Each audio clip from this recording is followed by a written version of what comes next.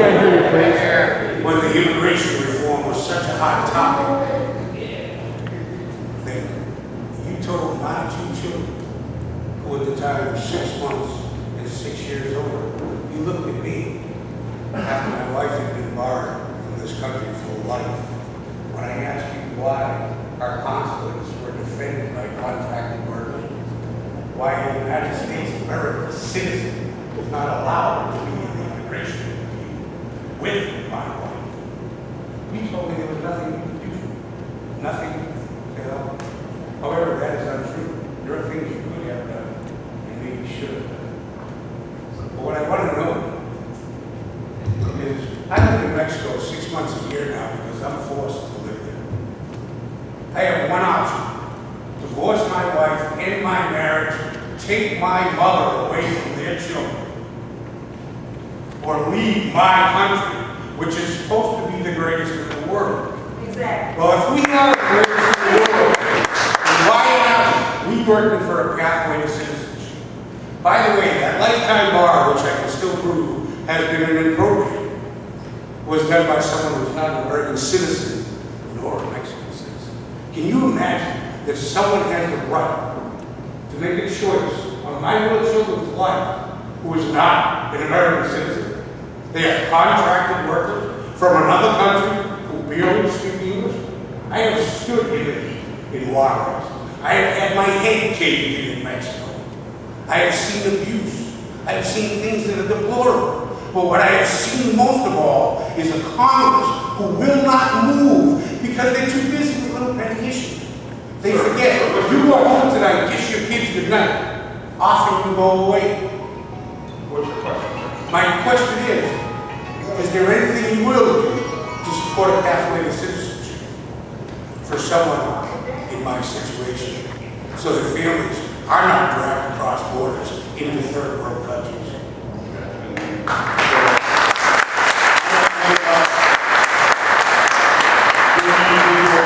And why your wife is permanently barred, and I don't know why.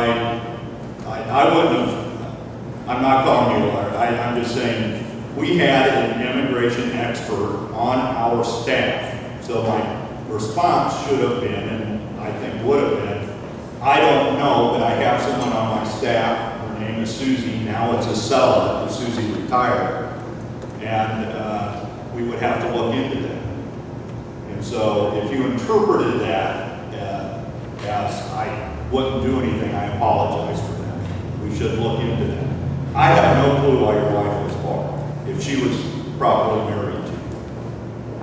So then I'm going to answer the last part of that, the pathway to citizenship. And I have a hard time. Now, you said like your wife. Your wife's married a U.S. citizen, and that goes into a different category. And that's why I'm really confused on why she is. The lawyer was disbarred. It was Bart Sharp. I'm sorry. That's And exactly what a lot of times, thousands and thousands of dollars. can we re-review this with you? I would love to. All right. There's a seller right here. She's going to give you your card, her card. Raise your hand. By the way, she's an immigrant. We're all immigrants. It's true. Next question. And the other part, I will ask the last part about pathway to citizenship, because there's a lot of people that are back here that want to hear my answer again on that. And I don't support a pathway to citizenship. I'll work in between on legal statuses. Once we have the border secure and E-Verify in place, we can do it in the comprehensive bill. So I do want to figure out a way to resolve this, especially what we have is de facto amnesty because there's no enforcement anymore. But I don't, and I said this to, they're in the room today, citizenship, a pathway to citizen advocate is saying, the reason why I have real difficulty with supporting a pathway to citizenship, for those that as I interpreted it, and there's going to be people that'll get mad at me for saying this, but the people that came here that don't have a legal status right now, in essence, cut in front of everyone else that waited 10 years they should be rewarded with the ultimate prize of citizenship. But maybe we can work on something that gives them a legal status.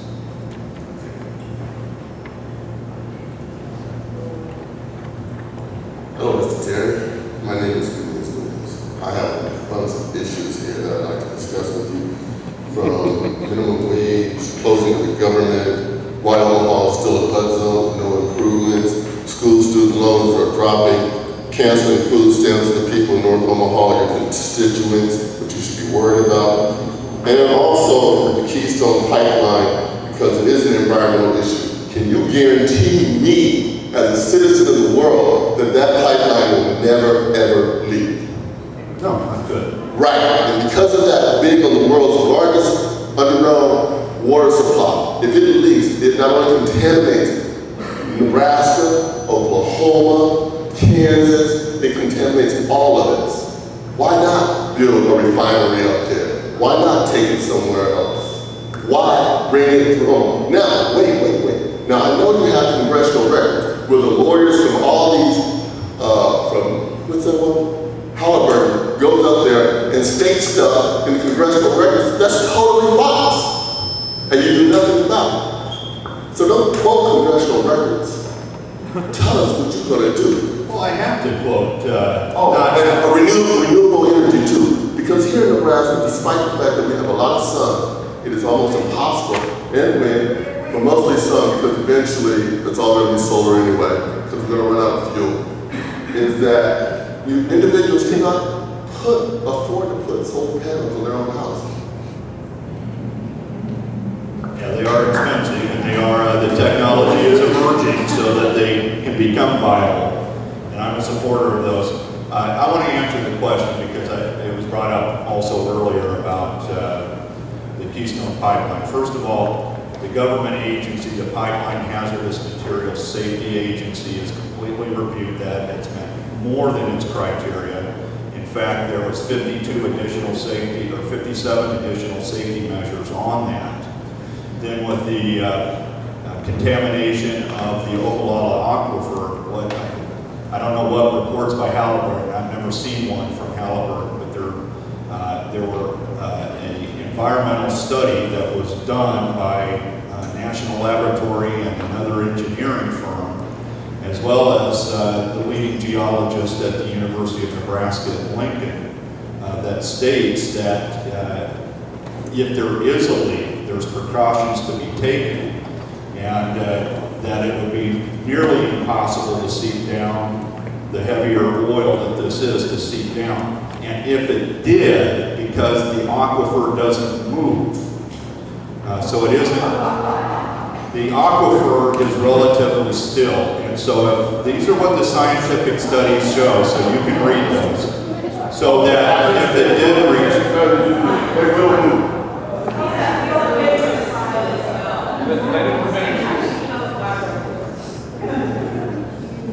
Are you following scientific protocol? yes, the protocol was all set out by the EPA and their protocols. Do you believe scientists on climate change? What's that? Do you believe scientific proof on climate change? Do I? Does that have anything to do with the answer to this question? Yes.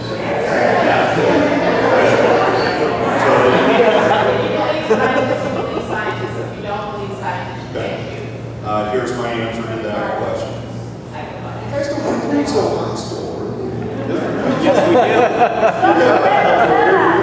And you don't.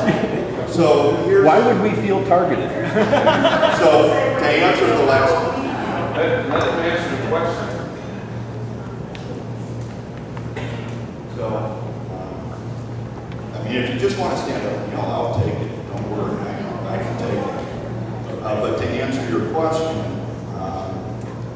I do believe that we are in global change, that it is warming.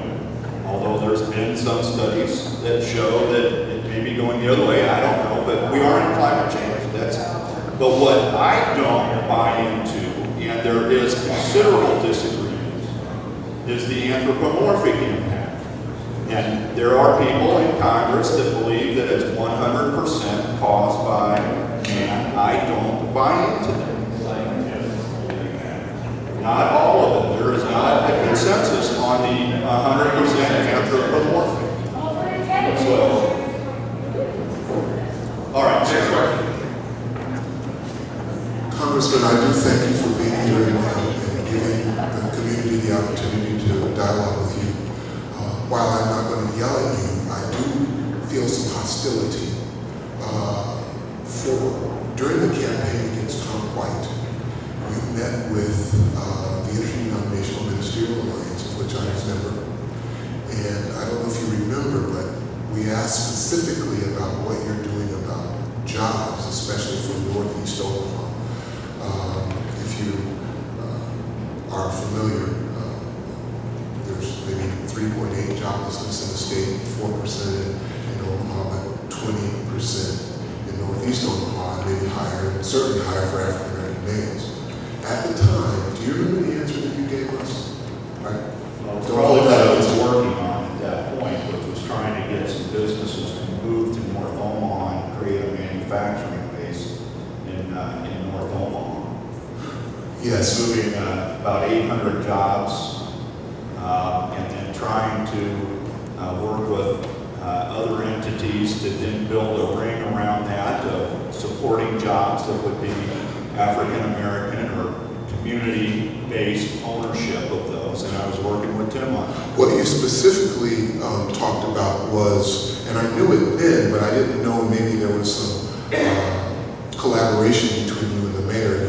You kind of laid out the same plan that he was proposing at that time to put industry out in around the airport area. So, you know, I know he did a little something with that. I don't know what you've done. I just want to know about your concern, because I'm sure you have it, for jobs in this part of our city. Yeah. I am as frustrated as you are. We had two businesses, Tim can verify, we had two businesses willing to move to North Omaha. And I'm not going to lay blame, but let's just say there was not a lot of follow through on the political entities that could have helped them. One moved to Wahoo, one moved to 108th and L Street. And those were a lot of jobs that we could have had in North Omaha. I know about the one that moved to Wahoo. That was really recently. But anyway. Yeah, both of those are recent moves. So you know, we're talking, what, 2008, 2010 when we were running against Tom White. So anyway, my question then is, what will you do? And secondly, not just for jobs, but to develop entrepreneurs here in this part of the city. Well, and because we lost the opportunity to bring a large number of jobs to North Omaha itself, and that would have stimulated a lot of other growth around it. We lost that opportunity. I'm going to be blunt with you, and I got to tell you, I was very frustrated at that. So, on entrepreneur question, I've helped a couple of people one-on-one, helped them mentor, partner them with mentors that could help their small businesses grow. Gallup University does an entrepreneur workshop. We've been able to get African Americans and North Omaha people enrolled in that we have specifically requested them to do. And so, unfortunately, when we missed the opportunity to really create momentum, it's now more one-on-one. Why did we miss the opportunity? I'm not sure what you're saying. I'll be blunt. I had conversations with the city. It never came through. I was in a meeting with the mayor to ask him specifically, because you had been to us, and he said there was no effort on your part to be involved with that. I'll tell you what, let's just say that I'm surprised the mayor said that, because I had several conversations with him. Go ahead. Yeah, this is back to Keystone and climate change. 97% of peer-reviewed scientists, 97% of all the peer-reviewed scientists believe that climate change is anthropomorphic. Also, that's going to be a driver on whether the president approves the Keystone XL. Right now, the figures I'm reading is that it's going to increase greenhouse gases by 20%. The EPA is definitely following the State Department's review. Even if we don't consider the aquifer, I mean, look at Kalamazoo, 2010, an $800 million cleanup that's still going on. So we have the Niobrara, we have the Platte, we have Missouri.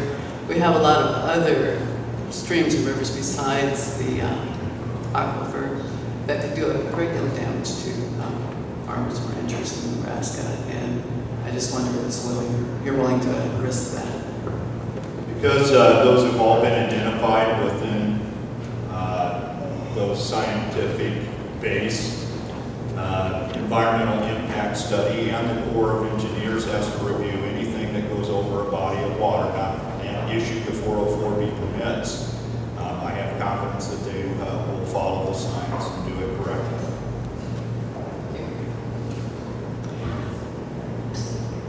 I am really concerned about climate change and the problems that it's causing, and I do believe the 97% of scientists that say it's human caused, and that fossil fuels and the burning of fossil fuels are the main culprit in that. And so, of course, I'm against the Keystone Pipeline because I think we're digging ourselves into a deeper hole, and why would we do that? So my question, I guess, is, fossil fuel companies, oil, coal, gas, they've been allowed to pollute pretty much for free, which is causing climate change. Would you support like a carbon fee and rebate program where those companies would have to pay a fee to pollute, and that rebate would go back to the citizens of the United States? Because we're the ones paying the price. No? So that's my answer. So the answer to your question, would I support the carbon tax? No.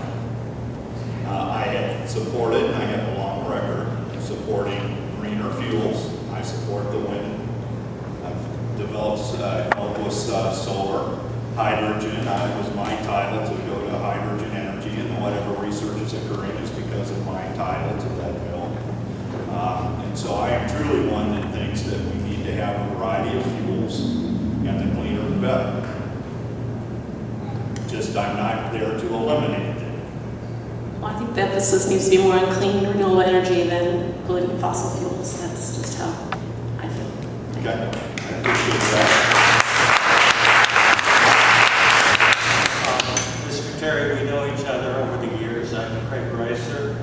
And what I want to ask you about isn't so much specific legislation, but more long-term concepts. You may know some of the people in the room may know that, among other things, I translate German to English professionally. I do this for schools and other places. Okay, my concern is I want you to talk about the ideas that are very common in Angela Merkel's Germany, which, by the way, has a level of prosperity equal to ours, a very strong middle class, lower unemployment. But in Germany, everybody, all the parties from the pro-business conservative to the Greens seem to be in unison that there is a need for sustainability, that the future, whether it's in terms of energy, whether in terms of transportation, cannot be a continuation of the past. So my question is, what ideas would you support dealing with sustainability, bearing in mind that the idea of energy self-sufficiency for a country this large on fossil fuels is a myth. It can't happen given the spread and the size of this country. Also, another thing that's very common in Germany right now is the idea that they are in an energy transformation, a long, slow process toward renewables with a target date of getting at least 80% by the year 2050. Also in Germany, someone spoke about solar panels. Despite what Fox News says, Germany's not a sunnier country than we are, yet they have a higher proportion of residential solar panels than anywhere else. And given the fact that the Chancellor of Germany is a pro-business conservative, what ideas could you and maybe some of your colleagues get from her, so we're looking forward rather than backward. My brother, who is a petroleum geologist, educated as part of the University of Nebraska, his take on the Keystone Pipeline and tar sands is all you're doing is postponing peak energy when the whole fossil fuel mix starts to decline by 15 to 24 years. So in essence, according to my brother, the petroleum geologist, all this is doing, especially given the current technology to exploit it, is just kicking the can further down the road. You know, I don't see plans in this city for light rail. Anyway, Yeah, we talk about sustainability. Sustainability, and certainly sustainability is important. That's why I think we need diversity of fuels. And are you talking electrical generation or transportation fuels or both? It sounded like both. It can be both. I know there's Okay. quite a bit in Germany right now in research in terms of some of the algae that can be used to produce And as a matter of fact, biofuels. that's an advanced biofuel, and I'm supportive of that. They're And in further fact, on I'm research. protecting it from being repealed. So I do believe in a diverse fuel portfolio and electrical generation. And that includes, by the way, I've got several bills that I have not introduced, but they're sitting on my desk to encourage natural gas use in transportation. We just have a bus system that's going to propane. Those are cleaner fuels, 40% cleaner. And so there's a variety of cleaner fuels that we have an abundant supply, so it's sustainable. On the electrical generation side, that's a painful transition that's occurring from coal. We need additional ways to generate electricity, and everyone's saying just generate from natural gas. Natural gas, we probably have enough supply for many generations of clean natural gas to do both electrical generation and some in transportation. So that's part of my plan. But also, we haven't got it on the schedule yet, but I've asked to go to Iowa where Growth Energy is doing cellulosic fuel from algae. So that's in a pilot stage, and hopefully we can encourage that to mature where we can get not hundreds of gallons, but millions of gallons from it.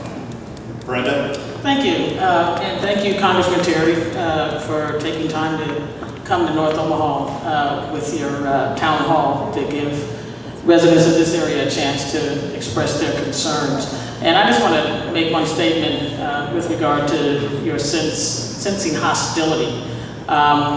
Just from my perspective, I sense a lot of frustration in this room, and that frustration often manifests itself in a way that appears to be hostility. But I think there's a lot of frustration because there's a lot of doublespeak and there's a lot of lack of consistency when we look at what's going on in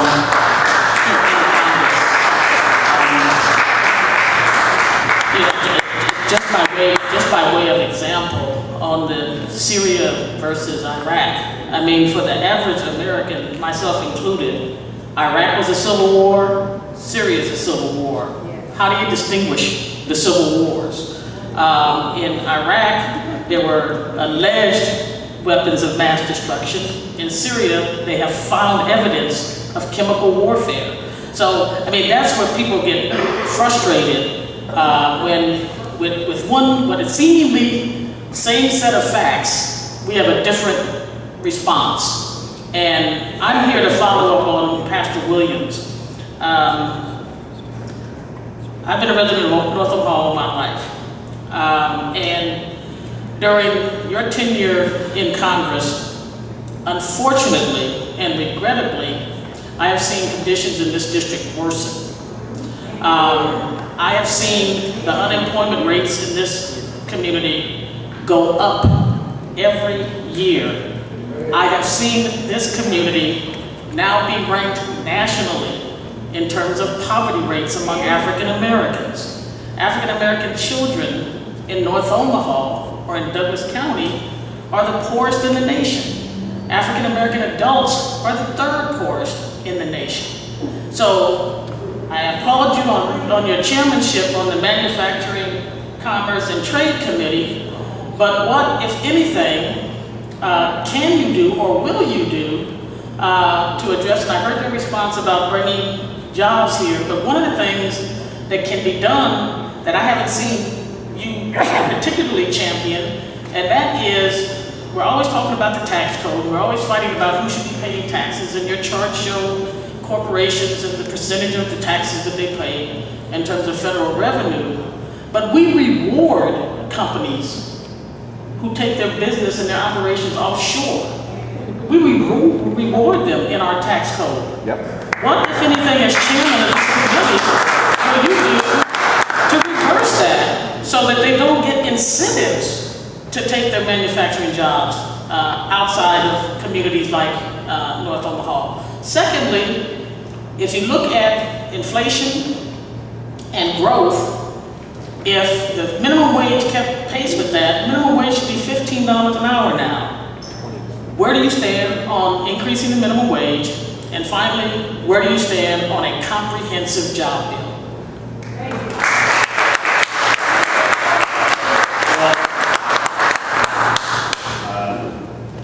There's a lot of separate questions. I'll try and answer them succinctly. For us to create jobs in North Omaha, it's not a federal issue only, it's not a state and city only.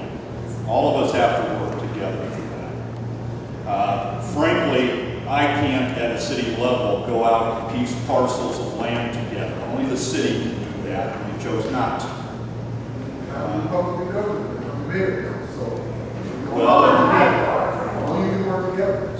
And hopefully we can. Oh, absolutely. I'm going to continue to be focused on creating jobs, and hopefully at a more mass schedule or a level than just one at a time, trying to get a North Omaha person up into a business. So I will pledge that I'll continue to work creating jobs in our city. I really believe that creating jobs, particularly in North Omaha, provides, you always got a great line about the lack of hope and hope. And that you were right on with that. And if we can get those jobs here and then get the folks the skills that are necessary, then we create that hope, because people can see, okay, I stay in school, I learn skills, I will have a job. And that's extremely important. Now, Brenda, from your old, sorry, I should have said, a long time ago when you were on the Omaha School Board, one of the things, this may interest you, because in my manufacturing hearings that I've held, because we've lost 5 million manufacturing jobs in the United States. 500,000 of them have come back, mostly related to the low cost of natural gas. So we've seen it in the steel industry, automobile industry, chemical and fertilizer. Those are the ones moving back into the United States now because economic factors drove them overseas. So we have some momentum here with reliable and affordable fuel that's necessary for manufacturing. The wage issues around the country or the world are also leveling off. China is a more expensive place to do business now than it was 10 years ago when they were attracting and recruiting manufacturers to leave. We can now start moving them back. But we had over 45, 46 witnesses, all the way from a small foundry in Chicago to a small manufacturer in Omaha to 3M and Lockheed. Everyone said they had job openings now. But they don't, the folks coming in don't have the semi-skills. Not unskilled, but semi-skilled, because even the machines that are operating require some ability to run a computer. So we need to do a better job, and we need to look at how we can provide the skills. And frankly, when we look at that, we look at where the shop classes are in tech in our high schools today. Even Metro Tech is now community college because universities are so darn expensive anymore that you go to Metro first because it's more affordable, which is a great option. Well, our son should do it. So there's a lot of things we can work on at a federal level, but creating an area in North Omaha where we can create a manufacturing park and create this critical mass. Yeah. You've got to have the city involved. They got to be the lead on this. So, maybe more schools in this area with more student loans, maybe? Well, more student loans, but For the students to go to school to learn? well, first of all, I think a lot of these skills should be within the high school level, but at least at the community college. One of the things we're going to have to do, I'm sorry. there's a lot of folks standing in line, and we have limited time. And so, sir, you asked a question already. If we could let a few more folks that have not had the opportunity to ask the question, we're going to need to wrap up. It's up to They got to walk up at 8:30. At 8:30. So if we could just ask the question and move on, so we can at least try to get as many questions answered as possible. Yes, ma'am. Okay, so I have a question about health care and the jobs. Overall, this country's record on public transit sucks. Omaha, oddly enough, for mine, who takes bus all the time, in my opinion, is actually ranked on a scale of 1 to 10, actually a 6.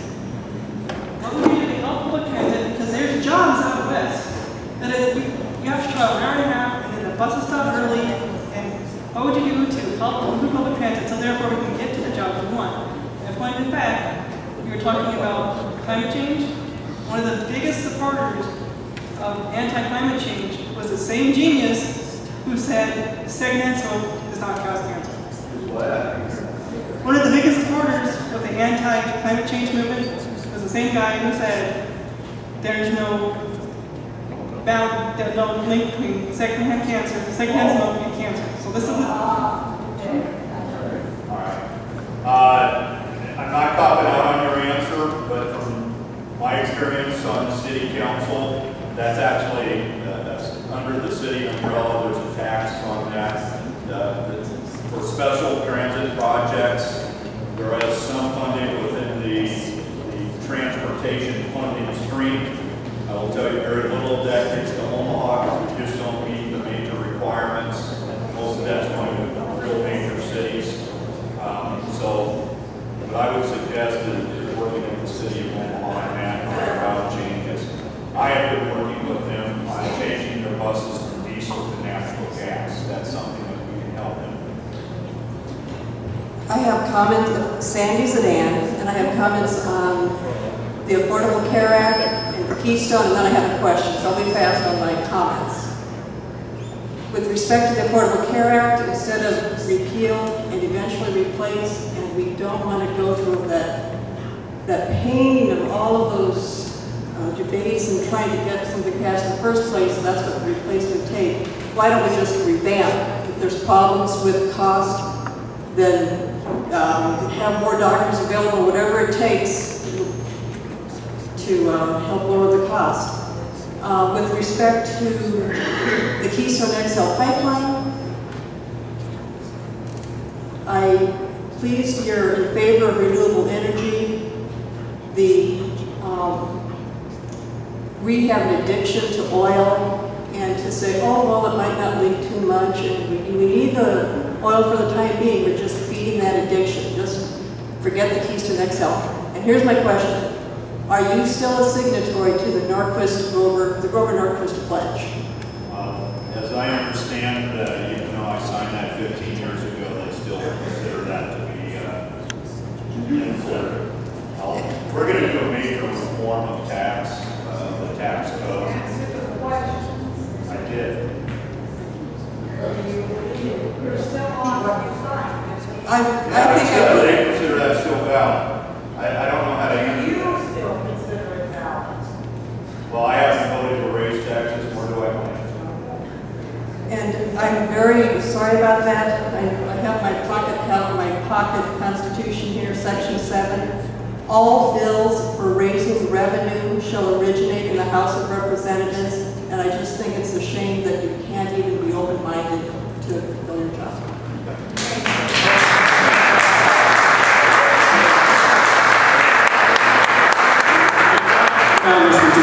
With the time that we have remaining, this is please try to ask some questions so we can make sure that we respect other folks behind you. Congressman Terry, back in '92, I came to you with a young man who had a problem with his wife being held up in Ghana, and you guys wrote a letter for him for his wife to join him in Omaha, Nebraska. He said if I ever saw you, to thank you for that because it did help a lot.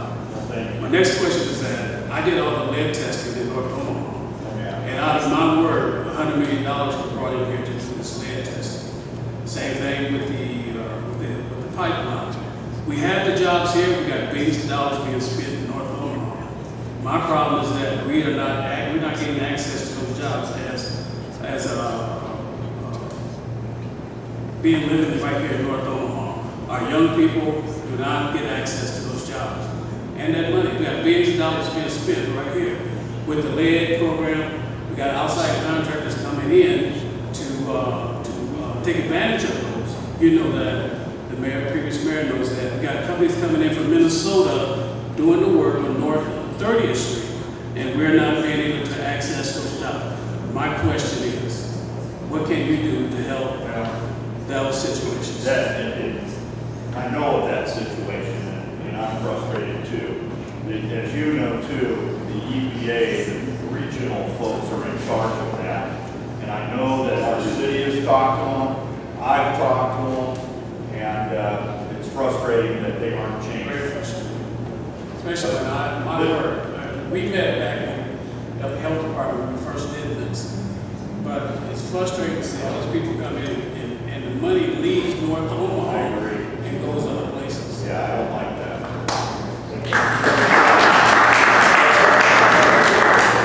Congressman, I just wanted to follow up on a previous comment you made. You said earlier that you're in favor of several of the immigration bills in the House.